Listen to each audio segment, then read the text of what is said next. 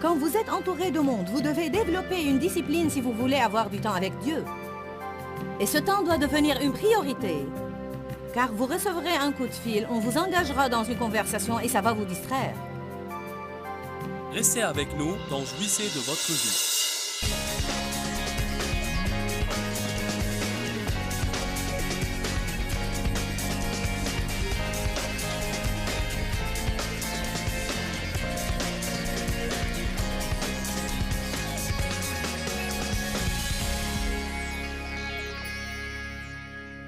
Je vous le dis en ce moment, toute personne qui met Dieu en premier dans votre argent, dans votre temps, dans vos conversations, dans vos pensées, en premier dans vos décisions, autant le marquer à travers votre vie.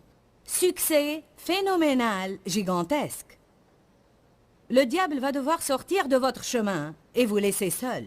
Quand vous mettez Dieu au premier rang, la puissance de Dieu se manifeste dans votre vie et aucun démon en enfer ni aucune personne sur terre ne peut vous empêcher d'avoir ce que Dieu veut vous donner.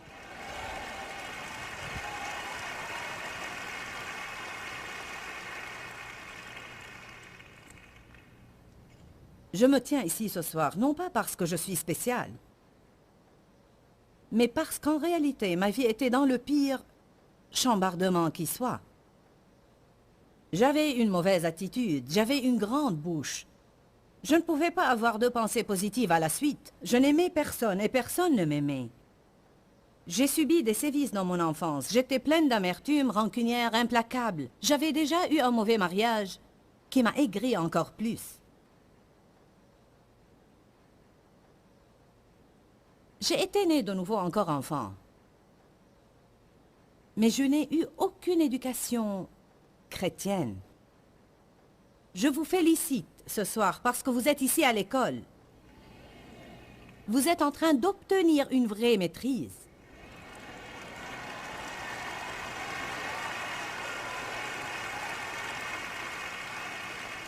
Ici encore, ceux qui regardent la télé ou là dans l'audience, si vous avez une bonne éducation, croyez-moi, je n'essaye pas du tout de vous offenser. Je pense que c'est merveilleux. De temps à autre, je souhaite savoir et comprendre plus que je ne sais et comprends. Je sens que je dois également vous dire que ça ne vous rend pas meilleur que qui que ce soit.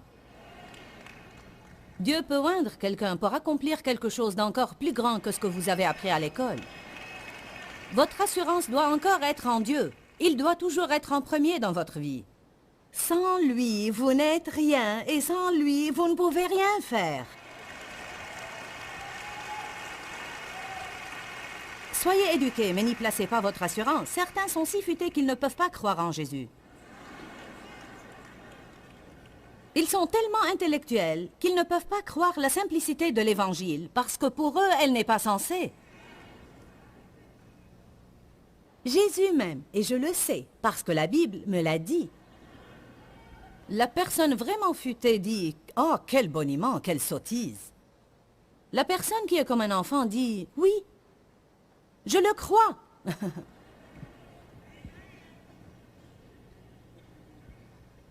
1 Corinthiens 13:2 « Et quand j'aurai toute la science et toute la connaissance, si je n'ai pas l'amour, je ne suis rien. »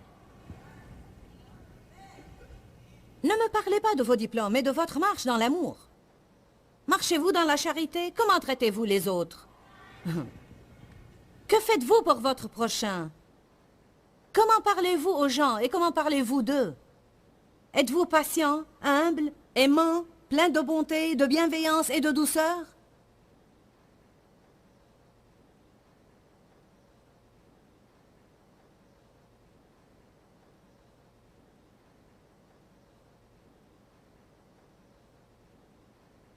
Beaucoup échouent leur chrétienté parce qu'ils ne s'instruisent pas et ne cherchent pas à savoir comment être des chrétiens victorieux. Je le crois de tout mon cœur.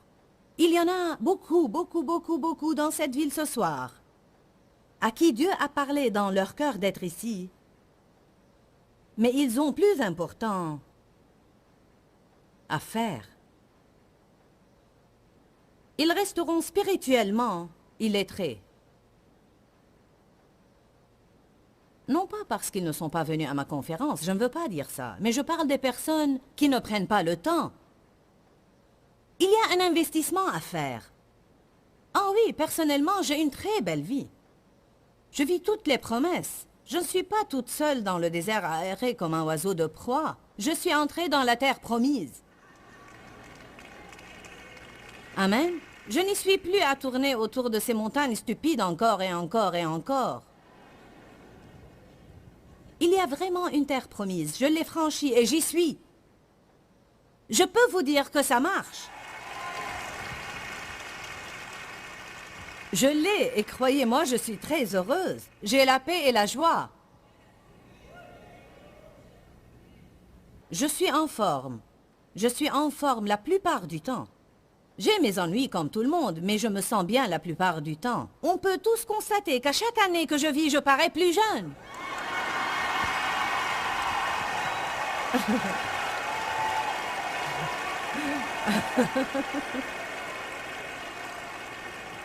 Hey!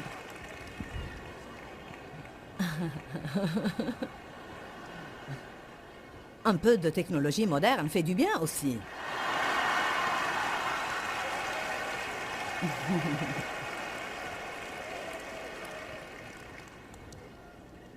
Loué soit Dieu. Mais le savez-vous, j'ai mis 25 ans à m'instruire et à m'éduquer comme chrétienne. Bien que je connaisse très bien ce livre et que je peux le citer profusément, je l'étudie tous les jours. Je suis toujours en train de lire, de méditer, d'étudier et d'écouter des cassettes et de saisir tout ce que je peux parce que je sais très bien que tout ce que j'ai acquis, je dois le maintenir.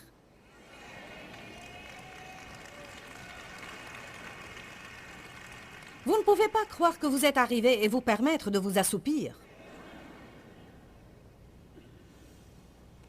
Et gravir les échelons de l'entreprise vers le succès, c'est ce qui est au premier rang pour beaucoup. Certains graviront tous les échelons pour découvrir que leur échelle est appuyée contre le mauvais bâtiment.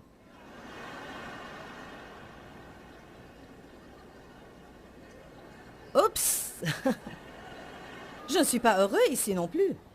En fait, je suis si stressé et soumis à une telle pression, je voudrais en finir avec la vie. J'ai perdu ma famille. J'ai été mariée 4 fois, ceci, cela et autre chose. Mais je suis le chef de l'entreprise. Mon nom est sur la porte. Tout le monde pense que je suis important. Ils sont loin de se douter qu'à l'intérieur, vous êtes en ruine. Vous pouvez afficher de belles apparences, mais à quoi ça ressemble quand vous dormez le soir? Que voyez-vous quand vous vous regardez dans le miroir? Vous aimez-vous? Aimez-vous ce que vous êtes devenu? Peut-être c'est votre petite amie, votre épouse. Votre mari, sont-ils à la première place? Regardons quelques paroles où Paul a averti les croyants. Vous allez rire, mais je rétablirai l'équilibre. Il les a avertis au sujet du mariage. 1 Corinthiens 7.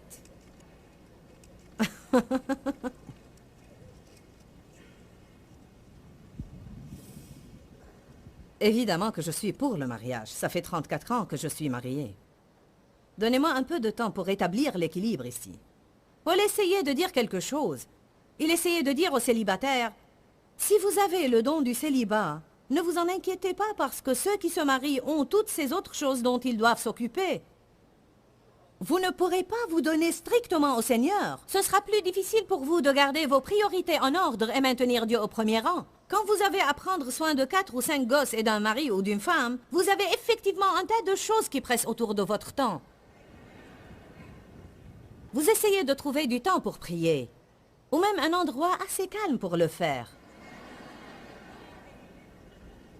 Quand j'étais plus jeune, j'ai trouvé un lieu de paix et c'était la salle de bain. Tirez la chasse et faites courir l'eau.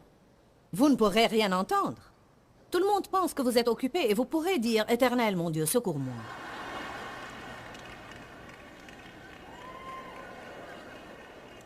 Je ne crois pas pouvoir laver encore un autre tas de couches sales, Éternel, tu dois m'aider. 1 Corinthiens 7, 1 et 2. En ce qui concerne les choses dont vous m'avez écrit, je pense qu'il est bon, et par cela, je veux dire avantageux, expédient, profitable et sain. Il est bon pour l'homme de ne point toucher de femme pour cohabiter avec elle, mais de rester célibataire. Toutefois, en raison de la tentation à l'impureté et pour éviter la débauche, que chacun ait sa femme et que chaque femme ait son mari. Les versets 6 à 9. Mais je dis cela par condescendance et je vous fais une concession. Je n'en fais pas un ordre ou une règle. Ainsi Paul disait, c'est plutôt mon avis. Il continue dans le verset 7. « Je voudrais bien que tous les hommes soient comme moi, mais chacun tient de Dieu un don particulier, l'un celui-ci, l'autre celui-là. À ceux qui sont mariés et aux veuves, je dis qu'il leur est... À ceux qui ne sont pas mariés et aux veuves, je leur dis qu'il leur est bon, avantageux, expédient, profitable et sain de rester célibataires comme moi. » Versets 32 à 35.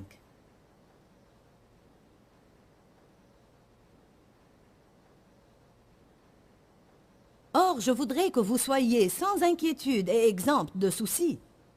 Celui qui n'est pas marié a souci des choses du Seigneur, mais celui qui est marié a souci de toutes les affaires du monde et des moyens de plaire à sa femme.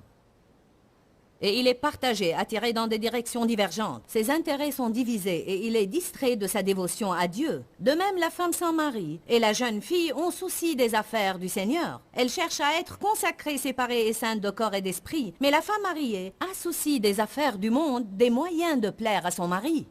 C'est correct de vouloir plaire à votre mari. C'est correct de prendre soin de votre femme et de passer du temps avec vos enfants. Je ne vous dis pas de ne pas vous marier, mais je trouve intéressant que Paul va à l'extrême ici jusqu'à dire « Écoutez, si vous ne pouvez pas être marié et garder Dieu en premier, alors mieux vaut ne pas se marier. »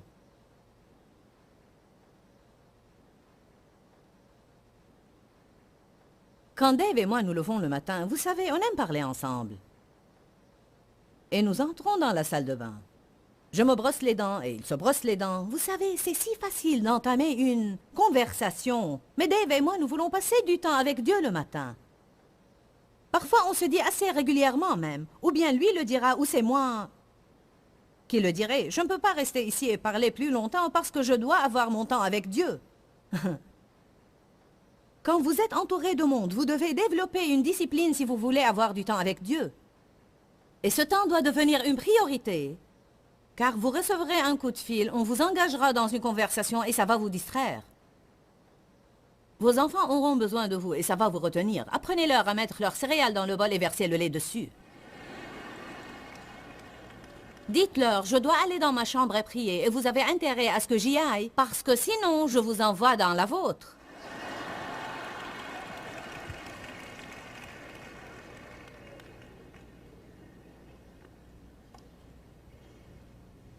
Es-tu occupé avec tes enfants tout le temps? Tu n'as pas une minute pour Dieu? Tu as tous ces enfants? Alors écoute-moi. Soudainement, un beau jour, ils seront tous grands et partis.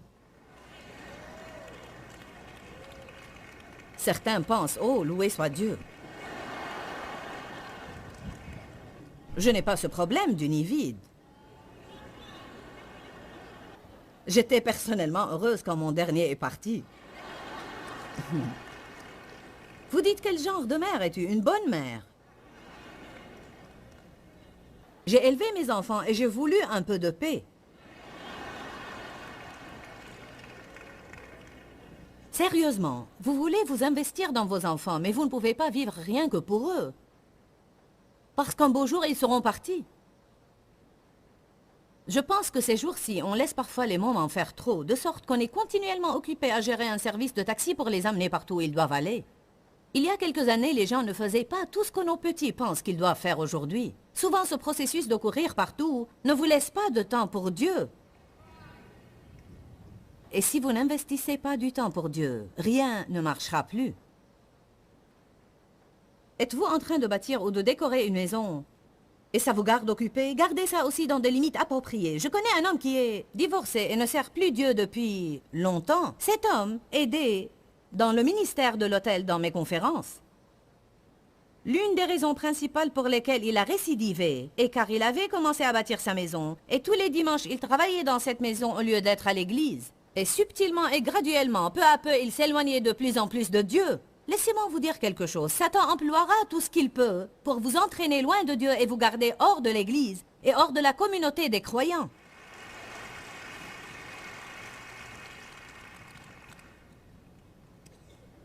Y en a-t-il ici qui reconnaissent déjà que vous avez des points qui ne sont pas en ordre? Ne laissons pas le drapeau voler à mi-main ce soir, vous comprenez?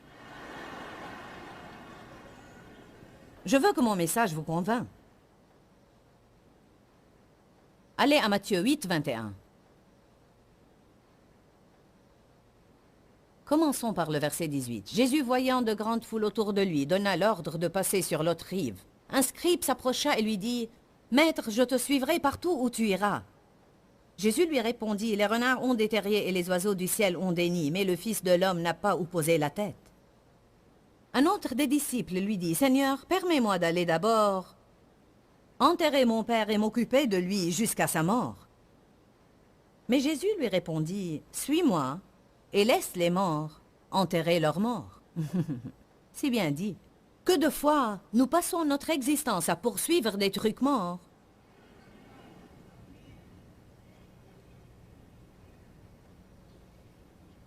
Au lieu de rechercher la seule chose qui peut nous donner la vraie vie.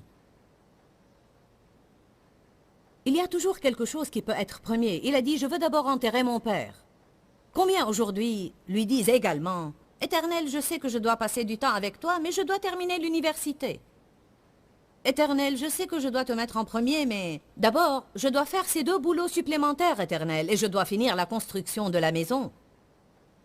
D'abord, je dois faire ceci, d'abord, je dois faire cela. Oui, Seigneur, je sais que je dois payer la dîme, mais d'abord, je voudrais me procurer ces 2 choses et pouvoir les payer. Je sais que je dois passer plus de temps avec ma famille, mais d'abord, je dois faire ce boulot supplémentaire pour pouvoir payer cette belle voiture que j'ai achetée. Mettez en premier les choses de premier rang. Ce qui doit être premier en tout, c'est Jésus. On peut toujours trouver de quoi s'occuper en premier. Ésaïe 44, 6 dit, « C'est moi le premier, c'est moi le dernier, en dehors de moi, pas de Dieu. » Je veux le redire lentement et je veux que vous le saisissiez. C'est moi le premier, c'est moi le dernier. En dehors de moi, pas de Dieu. 1 Jean 5, verset 21. 1 Jean 5, 21 dit, « Petits enfants, gardez-vous des idoles, des faux dieux. » La version amplifiée dit, « Gardez-vous de quoi que ce soit, et de tout ce qui usurperait dans votre cœur la place qui n'appartient qu'à Dieu, et de toutes sortes de substituts pour lui, qui occuperaient le premier rang dans votre vie. » Oula! Quand j'ai lu ça, je me suis arrêtée. Je n'avais plus lu ce verset depuis longtemps et Dieu m'a mis sur le cœur de faire cette série. Il dit dans cette écriture-là, « Petits enfants, gardez-vous de tout ce qui usurperait la première place dans votre cœur. » Savez-vous que pour beaucoup dans le ministère, c'est leur ministère qui occupe le premier rang pour eux et ils n'ont plus de place pour Dieu dans tout ça.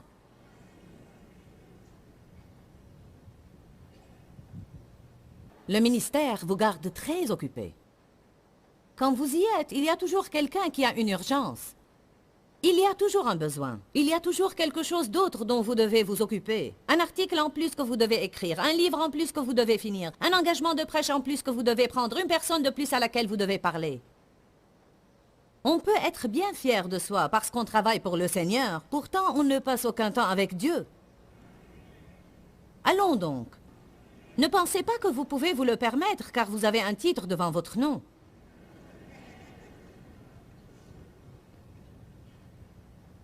Petits enfants, gardez-vous des idoles. De quoi que ce soit et de tout ce qui usurperait dans votre cœur la place qui n'appartient qu'à Dieu et de toutes sortes de substituts pour lui qui occuperaient le premier rang dans votre vie. Dans Jacques 4, Dieu a dit aux gens qu'ils avaient une liaison amoureuse avec le monde et qu'il était jaloux. Parlons des idoles pour quelques instants, parce que souvent, lorsqu'on parle des idoles, on pense automatiquement « ça ne me concerne pas, je ne me prosterne devant aucune idole ». Peut-être que vous le faites, peut-être pas. Une idole est tout ce qui prend ou usurpe la place de Dieu dans notre vie. Une idole peut être une personne, ça peut être une chose, ça peut être un travail, ça peut être une éducation. Obtenir un diplôme peut devenir une idole pour quelqu'un. Ça devient la chose la plus importante pour eux dans leur vie. Leur tout est de l'obtenir. Bien, qu'est-ce qui est important pour vous? Et évidemment, c'est un fait, l'instruction chrétienne est importante pour ceux de vous qui sont ici ce soir. Mais ça pourrait être encore plus important. Il y a des millions de personnes qui regardent à travers la télé. Quand ce programme est diffusé, peut-être que Dieu est quelque part là, bien bas sur la liste. Un bon nombre de gens veulent juste assez de Dieu pour rester hors de l'enfer, mais pas assez pour vivre dans la victoire. Jésus n'est pas un contrat d'assurance contre le feu.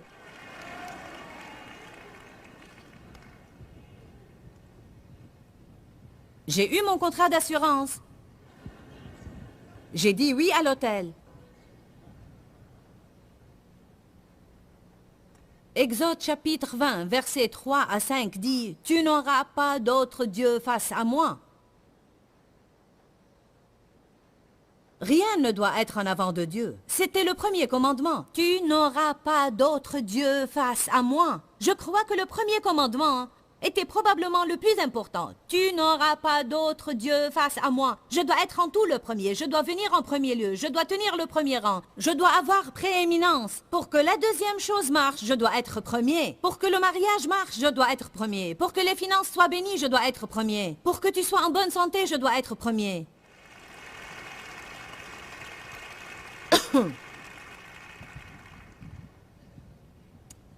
Qu'est-ce qui se produirait si chaque chrétien, tous ceux qui se nomment chrétiens, mettaient Dieu en premier?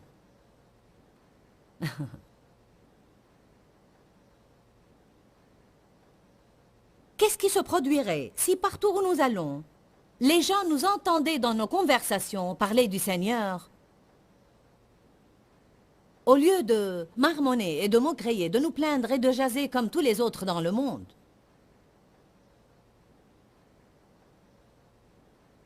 Qu'est-ce qui arriverait si chaque croyant disait non aux choses qui sont mauvaises et oui aux bonnes choses? Si chaque croyant se spécialisait dans la charité et commençait vraiment à traiter les gens comme Jésus les traiterait? Wouhou! Ce serait merveilleux. C'est faisable. Bien, aujourd'hui, nous avons parlé de l'importance de mettre les choses primordiales au premier rang. Nous avons parlé des priorités et nous savons tous comme c'est important. Pour être franche, je pense que lorsque nos vies sont en bouleversement, la majeure partie du temps, c'est parce que nous ne gardons pas les choses essentielles au premier rang dans notre vie. Savez-vous que c'est facile de mettre au premier rang quelque chose qui n'a vraiment aucune importance? C'est très facile. Et donc, une des choses que nous devons faire régulièrement est d'examiner nos priorités. Dis-leur que je les aime. Dans ce livret, Joyce Meyer donne une révélation de l'amour de Dieu pour nous. Pour obtenir ce livret gratuitement, écrivez-nous à Joyce Meyer, boîte postale 40095-6300 Larnaca, Chypre. Ou bien visitez notre site web www.joycemeyer.org/fr.